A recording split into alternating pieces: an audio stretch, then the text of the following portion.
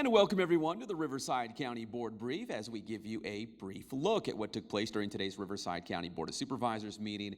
My name is Pep Fernandez and joined by Rania Odenbaugh from the Executive Office. And Rania, first off, we've had you on the board brief several times talking more about the American Rescue Plan Act funds, ARPA funds, as we've grown to call them here by their acronym. Today there was a quarterly update about these ARPA funds because the Board of Supervisors, they simply want to know, the funds that are coming in and where are they going. So give us a quick update on the quarterly report. Thank you, Pep. So yes, this is a quarterly update. We come to the Board of Supervisors once every 3 months, detailing how much money has been obligated, how much money has been spent, and the plan to further expend or obligate the funding. So we talked about infrastructure, water sewer obligations to partnering agencies in the county, economic recovery, tourism, incubator business revitalization effort, child care, and nonprofit as well. The board expects to receive those updates, so does the public, so we were excited to provide that briefing today. So just so I understand it, and there might be folks that have the same question, so the ARPA fund comes in, they come into the county from the federal level, and then it's your job to disperse them. Nonprofits are obviously a great partner to the county in terms of making sure those funds are going where they need to go, right? That is correct. So we received $478 million in 2 installments, $239 million each.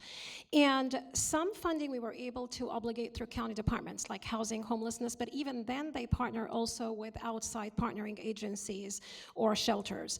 Economic recovery, Office of Economic Development within the county, they're able to obligate the money and manage it directly. But then as a county, we are not a utility agency. We don't manage water and sewer in the county of Riverside, and thus it was a great opportunity to be able to partner with water and sewer agencies in the region and the county as a whole and ensure that they either improve upon the existing infrastructure or install new infrastructure altogether for affordable housing, future connectivity, and such. Rania, always appreciate the time. Thank you for the update on the American Rescue Plan Act funds. We appreciate it. Thanks, Pep. All right, that's Rania Odenbaugh from the Executive Office here on the board brief. Now let's transition to the one and only presentation we had during the meeting today, and that was for Innovation Month. Take a look at some video here as we actually had some small business entrepreneurs joining us in the chambers during the meeting. Supervisor Karen Spiegel bringing this forward for Innovation Month, which will be the month of April. And this is really to celebrate and highlight entrepreneurs and small businesses throughout Riverside County. At the end of the month in April, there will be a fast pitch competition, very similar to the popular TV show Shark Tank, which you're about to hear from Supervisor Spiegel. She'll bring that up as well. So get ready for Innovation Month. It'll start in April. Here's Supervisor Spiegel with more. It's really exciting to have 2 successful businesses that use the resources in Riverside County.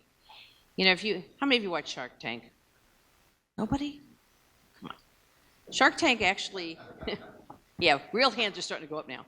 Shark Tank is an opportunity for businesses to get a public opportunity to get their businesses out there. We have those opportunities with public resources. And these are 2 businesses that took advantage of it. And I'm going to have you guys share.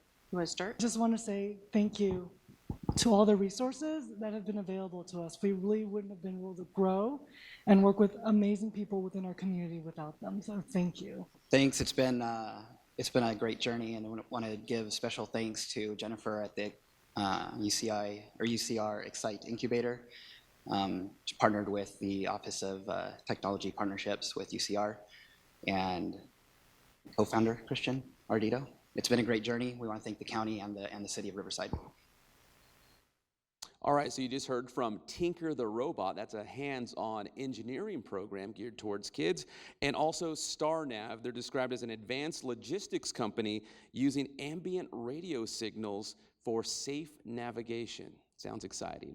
All right, and finally here on the Riverside County Board Brief, let's give you an update as we talk about the Butterfield Overland Trail. Take a look at some video from earlier today. We saw Kyla Brown. She is the general manager for the Parks District, and she gave us an update on the trail here, which is going under some environmental and some engineering work as well to make this even better for our local residents to visit and enjoy.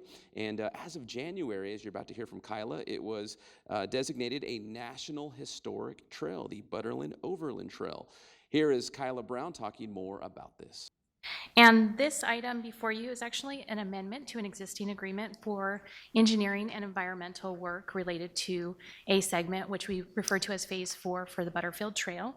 The Stouffer property is going to become a trailhead, hopefully, and that's designated by the box that kind of shows in red outline there, and connects through to Horse Thief Canyon, and then up along the road there all the way up into Bishop Canyon as a trail connector.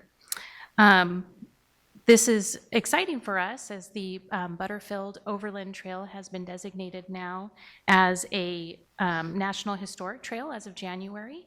And this is a 2,860-mile trail segment that linked the east to the west from St. Louis down through Arizona into Mexico and back up California to San Francisco.